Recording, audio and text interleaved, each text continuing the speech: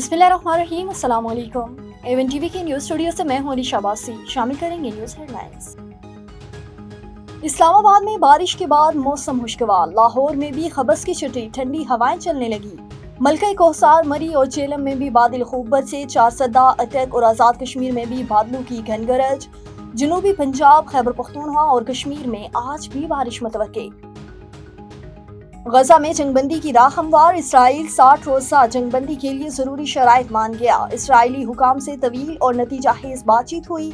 जंग के खात्मे के लिए तमाम पार्टनर्स के साथ मिलकर काम करेंगे। कतर और मिस्री हुकाम जंगबंदी के लिए खत्मी तजावीज़ पेश करें।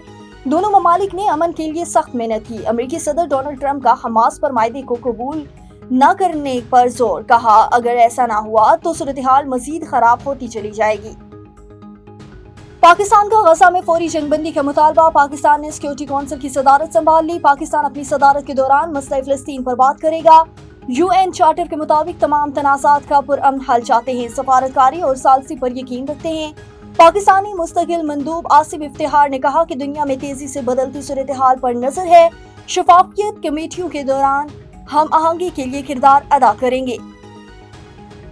आलमी सालसी अदालत का फैसला भारत के लिए बड़ा दचका है। अदालत ने कहा है कि भारत मायदे से एकतरफा तौर पर नहीं निकल सकता। दुश्मन पानी को हथियार बनाने की कोशिश कर रहा है।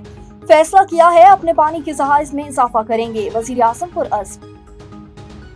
और हुकूमत से मुज़ाकरात करें। PTI की गिरफ्तार रहनुमाओं का मुतालबा। शाह महमूद, यास्मीन, राशिद महमूद, अरशद एजाज, चौधरी उमर सरफराज का खत। बदतरीन बहरान से निकलने का वाहिद रास्ता मुज़ाकरात है। मुज़ाकरात में असीर रहनुमाओं को भी शामिल किया जाए।